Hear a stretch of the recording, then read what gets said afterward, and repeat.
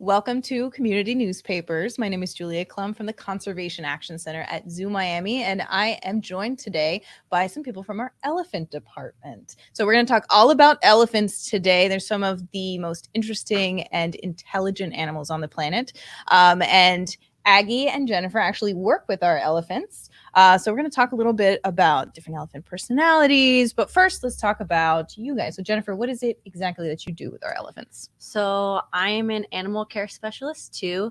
Basically, my job all day is to spend all day with the elephants. We have 5, but overall care, maintenance, training, and hanging out with my team, coming up with enrichment items, and a lot of cleaning. So that's kind of my overall what I do on a day-to-day basis. Cool. And what about Aggie? What is your role at the zoo? Hi, my role at the zoo is I'm overseeing 4 teams, including the elephant team being one of them, the entire training and enrichment program of the zoo, and 2 ambassador teams. One is a show team, the other is a Creature Connection, it's called. It's more for outreach programs. They have all those little cute animals that they can take to offsite, visit school programs, parties, whatnot, and educate our visitors about the animals. Very cool. So all the fun stuff. All the fun stuff, yes. At the zoo. So you guys have different roles at the zoo and where you play with our elephants. And just like people, right? Elephants are extremely intelligent. They have really distinct personalities. And so let's go through who our elephants are at the zoo. We have 5 elephants. We have 2 species of elephants, Asian elephants and African elephants. So let's start with, who do you want to start with? Asian elephants or African elephants? We can start with Asian elephants. Okay. So I'm going to start with our boys. We have 2 bulls. One of them is the oldest elephant in our collection. His name is Dolop.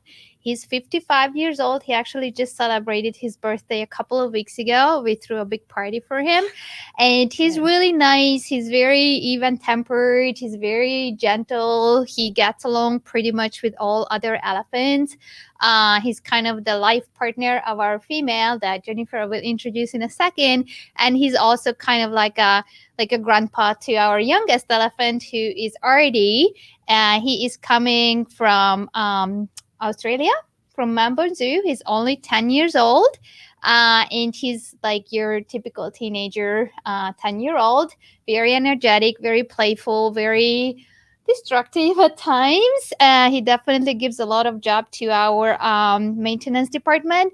And Dolop, the old elephant, he's been a great role model and play buddy for Artie. Now, interesting fact about Dolop, that he's been with the zoo since he was 1 year old, coming from India.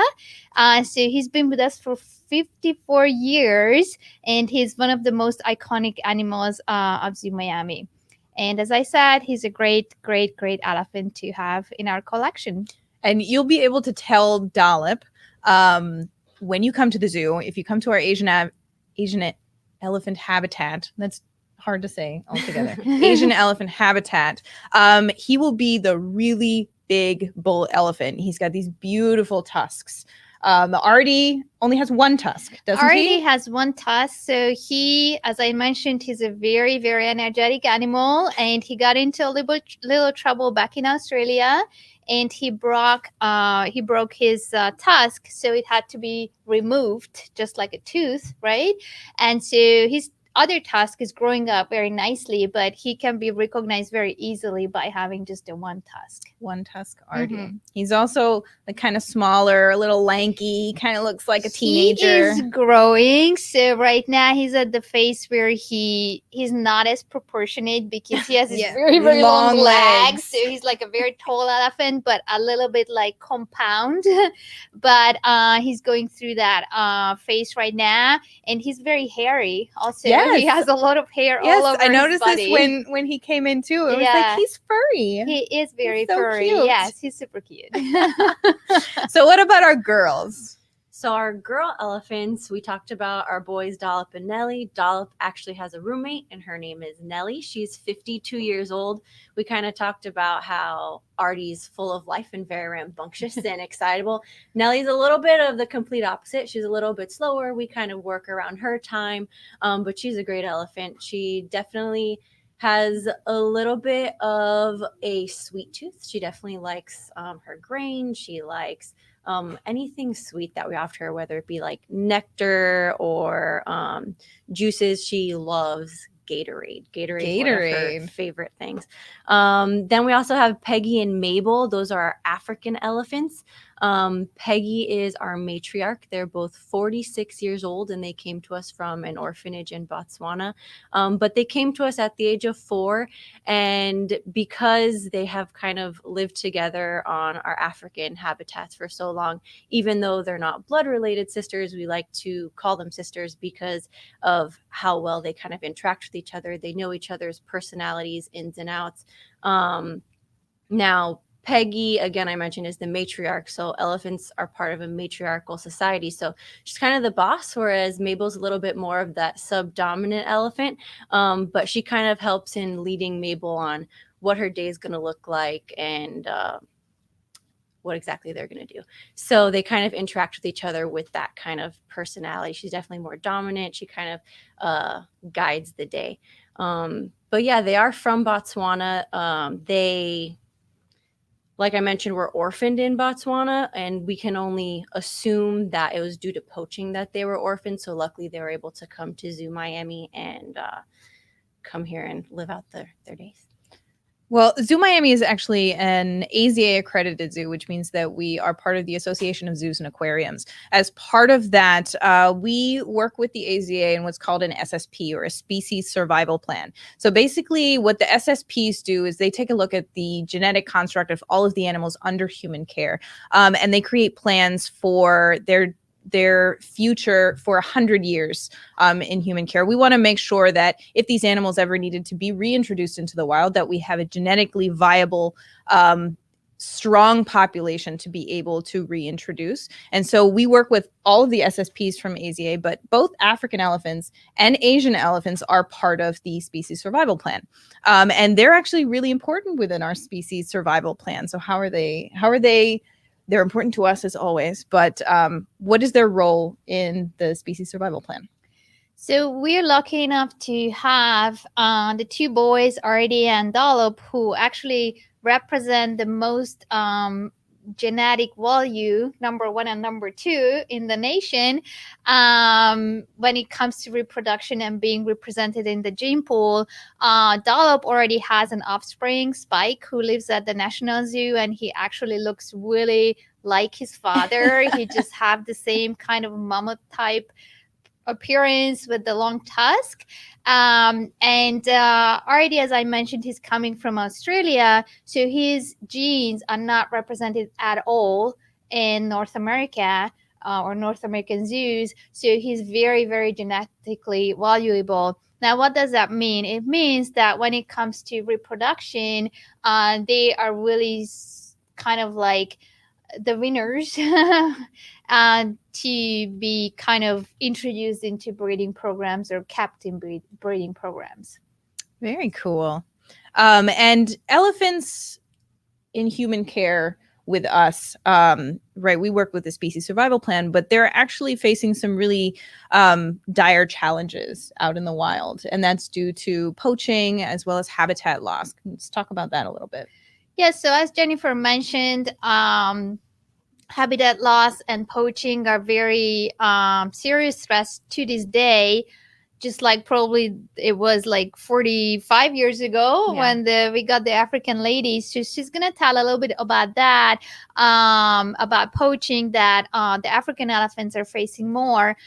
Asian elephants' biggest issue is habitat loss and habitat fragmentation due to human spreading, basically. So their big lands that they used to have to roam and look for food and look for water is kind of fragmented into smaller pieces as villages are growing out in those areas. And so that kind of creates human animal conflict as they have to go through those villages to get to the next feeding area or next water source. So that's a huge problem in Asia right now, that they are trying to walk the same routes as they have been walking for hundreds and hundreds or thousands of years, and those paths are not available anymore. So they have to find a way to either go around it or just cut through it. And that's such an interesting concept too, that these animals have this instinct, right? They've been doing this, they've been taught by their mothers and by their parents, because elephants are such intelligent animals. They're taught to follow these same routes, and now there's a city where there used to be nothing. Yes. And so elephants, if you don't know, elephants are a little bit destructive just because they are very large animals. And so as they're passing through these communities, unfortunately, they're destroying things as they go by, which really is the cause of that human-elephant conflict, because then people feel that they, if an elephant comes by and destroys their farm, that's how they're making a living. And so the idea is, through conservation programs, that we can try to help people live more safely with elephants, right? Yeah, so it's really how you design your field of your land, basically. Are you keeping your trash covered and inside? Are you kind of setting up your village, like surrounding your village, to where you can provide a safe go around for the elephants, or the safe way out of your village? How are you dealing with when elephants are appearing all of a sudden on your streets? Are you trying to chase them off? That will scare them even more, which will cause more frustration and aggression possibly. Or are you kind of like somehow guiding them calmly out of your village? So all of these things can be kind of designed in a way to have the elephants to either go around your villages, or kind of like go through them in a more calm way, causing less destruction. And there's some really amazing conservation programs out there that are actually doing these things in the wild, which is very cool. What about African elephants? African elephants face a lot of similar issues. I would say habitat loss is one of the biggest issues that they're facing. And I think a big kind of moving forward, a big conservation effort would be that sort of human-elephant coexistence. Learning how to farm, learning how to make the land, I guess, less accessible to elephants. I think oftentimes what will happen is farmers who've grown a lot of crops throughout the year come back, and like you mentioned, elephants are really large, they're very destructive, and they're very hungry, and they've eaten up the entire crop. And they don't mean to be. They're just like, this is here. It's delicious. Thank you for exactly. this. Thank you. This was a gift. But obviously that can create some tensions between the people in the community and the elephants. So learning how to kind of find deterrents, fencing for their crops, but also poaching is really big. And unfortunately, ivory is one of those really sought after goods in the kind of trade, illegal trade. So I would say about 96 elephants are poached every single day for their tusks. But a tusk is nothing more than dentine. It's a tooth. And what they use their tusks for are to protect themselves, as well as forage for food and things like that. So ultimately, I think that kind of like I mentioned, I'm sorry, I'm running at a loss for words right now. No worries. Poaching is really horrible. It's a horrible thing. And what we've noticed with Asian elephants as well is that a lot of Asian elephant males, I would say the majority of them grow tusks, whereas females, only about 20% of them do. And a lot of male elephants are actually now evolving to not grow tusks anymore. I've heard that. That's so interesting too. It's not just evolving, unfortunately, due to being wiped out from the genetic pool. So all of a sudden, all those animals that used to have the big tusk are killed, and they are not represented anymore. They cannot reproduce anymore. So animals that are successful reproducing and having offsprings are the animals that can stay alive, because they just simply don't have the tusks. So that's evolution. Right? In a real negative, time, in a very negative way, but in real time as well. So who knows, obviously it takes time, but we already can see the trend that we do have many more white elephants without tusks, Yeah. because those are the ones that can actually stay alive and reproduce. Interesting.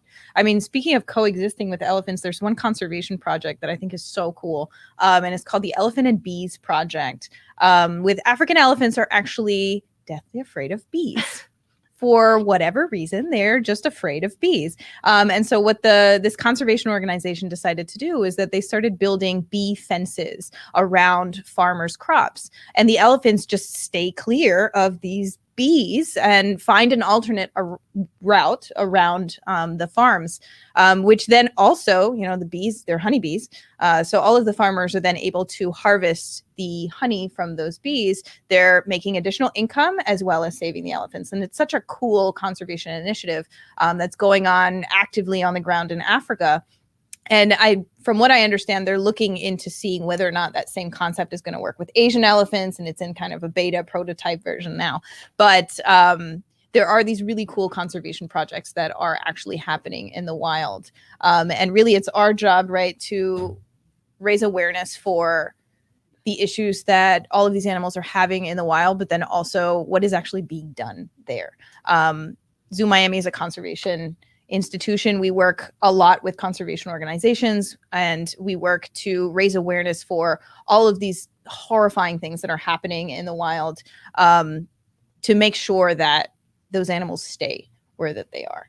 And learning to coexist with animals is one of the best ways. And we can translate that into South Florida too, with panthers and with all of our native wildlife, is to say we need to learn to coexist with those animals just the way that people in Africa need to do with elephants. Ours are just a little smaller. But let me jump in here just for a second, because that reminds me of a thing that happened not too long ago. Already our young male, as we mentioned, he's very playful. So he actually broke off a little piece of his tusk, which is normal. It's just like you chipping a tooth or whatnot. And we used the tusk piece. It's ivory. It's protected by law. So it was shipped to an organization that trains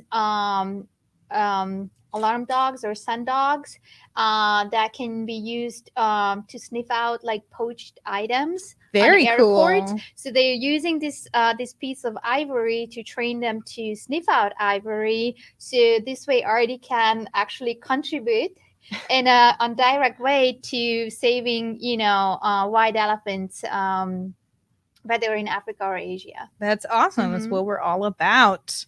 So elephants are very, very large, like we talked about. Mhm. They're little destructive, and just how big they are, they can be. They don't know their size or their weight. They carry around tens of thousands of Mhm. pounds on a daily basis, which means they need to have some really big feet. Elephants are also pachyderms, which means thick skin.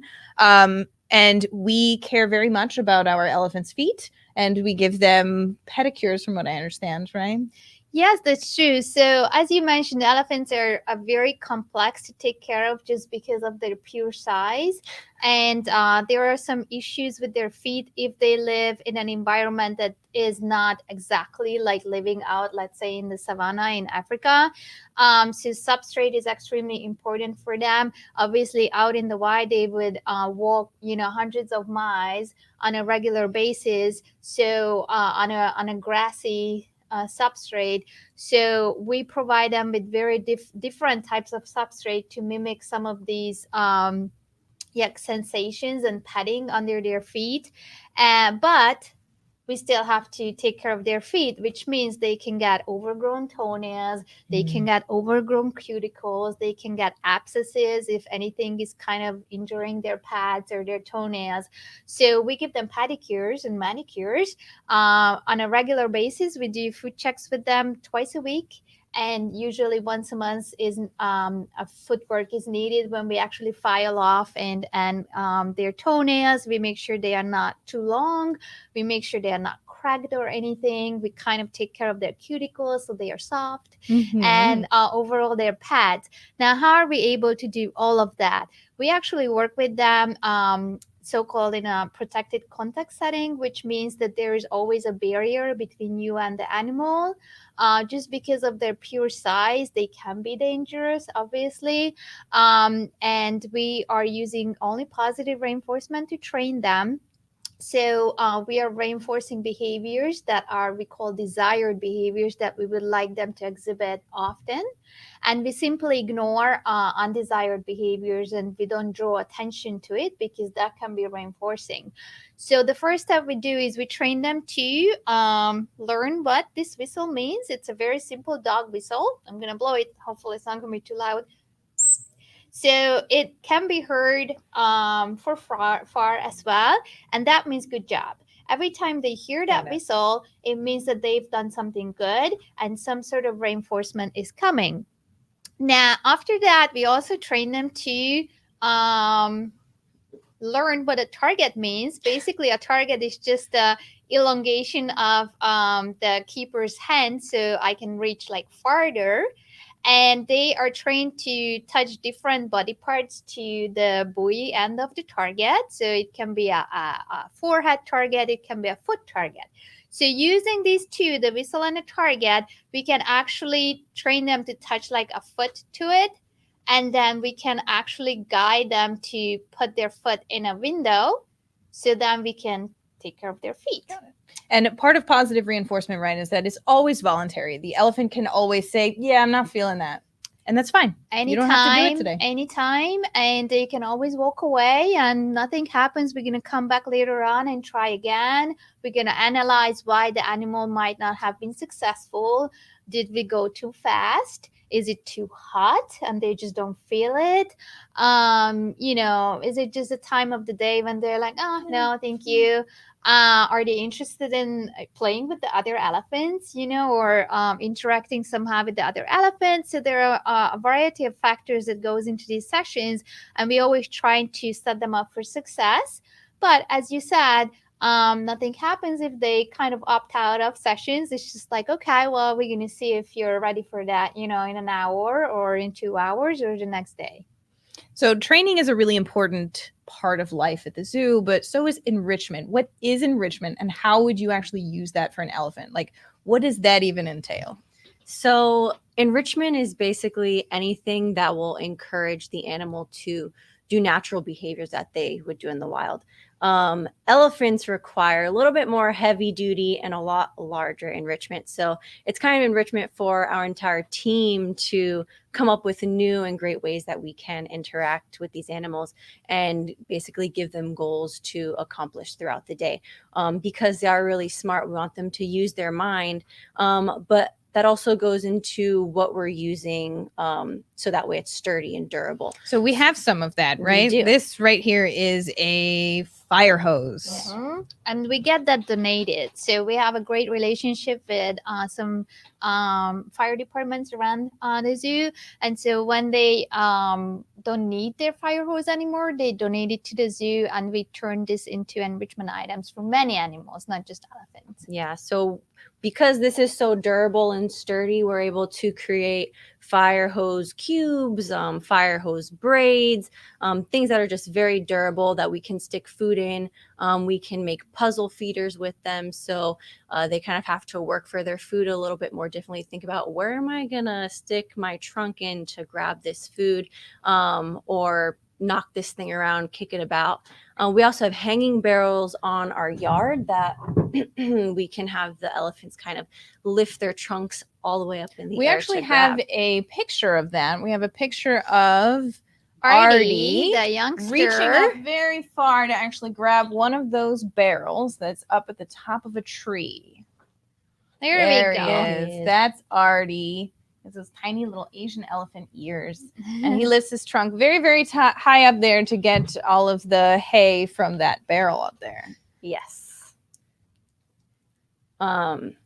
Yeah, so we do a lot of we do grain barrels. We have a variety of things, boomer balls that we can put in, food enrichment.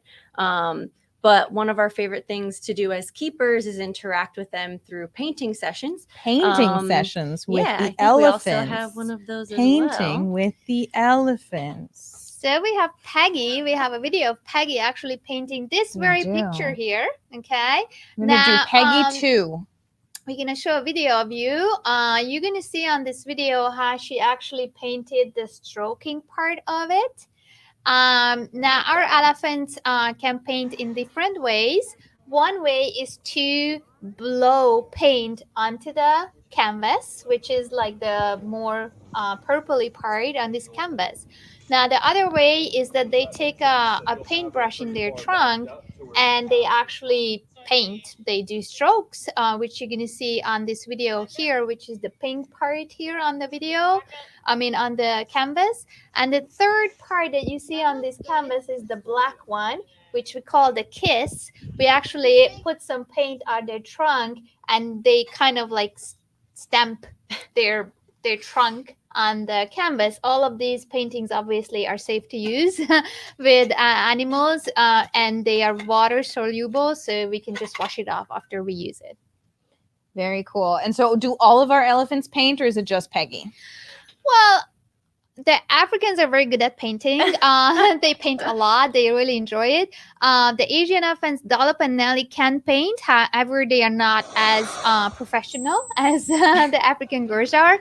And Artie has not been trained yet. He's Not yet. actually, it's one of the behavior that is on his list to learn, and he's being still a young elephant. So what we're actually going to do with this painting, I don't know if it's going to be in there. If anyone has any questions about elephants or about elephants painting, we encourage you to write a question in the comments. We'll take a look at those comments. We'll answer your comments, and we might even do a raffle where we will raffle off an elephant painting done by Peggy, our matriarch African elephant. So if you like this painting, it's pink and purple and black. Very pretty. It is a very pretty painting. Leave us a comment. Ask us a cool question about elephants, and you might win a chance to win this painting. We also have some other cool stuff up here. What is this stuff? Yeah, so we still have a little bit of time. So we have a bunch of hair. This is elephant hair here. From mainly their tail, as we said, Artie is very hairy. He has like hair all over his body, but these very thick rough hairs are coming from their tail. And we also have a piece of tooth over there.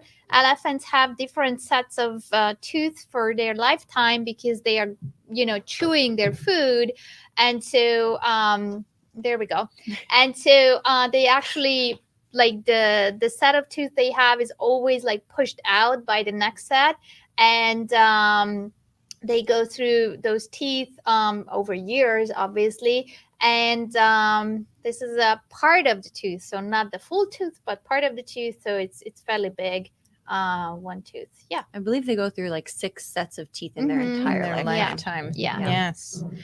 We have one more video of a training session with Artie that we can talk about, and this should be a fun one. Artie is, as we said, the younger elephant. He's 10 years old, correct? He is 10 years old. He's actually inching towards his 11th birthday in September. So this is Artie. You can see he has only one tusk. And you can also see how his little hair is like sticking up on the top of his head. So we train them many behaviors. You're going to see a couple of here in this video. He just did a yes behavior when he's shaking his head up and down. He is also going to do, we call it the stretch behavior, when he's going to actually lay down and then kind of roll on his side. These behaviors are very important because that the repertoire of the behaviors really help us to take the best care of them, make sure that they are agile enough, make sure their joints are good, make sure they are able to do these behaviors. So if he wouldn't be able to do that behavior, you'd think maybe he's, his joints hurt a little bit. Right, maybe, or he's a little bit like stiff. Okay. Right. We call it the elephant yoga when we do these mobility sessions, when we ask them to stretch their legs up and down, to stand, like lift one leg while they are balancing on the other 3 legs, to make sure, just like when you go to, yoga class, you go to a Pilates class, but not. you need to learn these, and you need to be able to coordinate your come appendages and stand. body with your mind. And the coolest thing here, what you're going to see here, is that our elephants are trained to do voluntarily blood samples and voluntarily injection behaviors. So they get vaccinations just like you and I on a regular basis, and we train them to accept the vaccination. So on this segment, you're going to see how we mimic the injection. We clean the site first, and then he's going to be kind of poked with two blunted needles. Now, blunted needles are needles that we cut off the end of it so it doesn't go through the skin, but it kind of causes the same kind of sensation as a needle poke. So when it comes to a real injection, then they are ready to go. They know what the expectations are, and they've done it 100 times, and it's no big deal anymore. Got it. So when you're in question about getting vaccinations for COVID, Artie can do it. Artie can do it. If they can do Yeah. it, you can do it too. All right. Well, thank you for joining us to talk all about our elephants. We look forward to looking through the comments. If you come to Zoo Miami, from now all the way until September 27th, we actually have $15 Mondays. You can come in on Mondays for $15. And we really we love hanging out with our elephants. And so we'd love for you guys to come out and hang out with our elephants too. Make sure to ask for Aggie and Jennifer when you come to say hi to the elephants at the zoo. Thank you very much. Bye, guys. Bye, Thank you. guys. Bye. Thank you.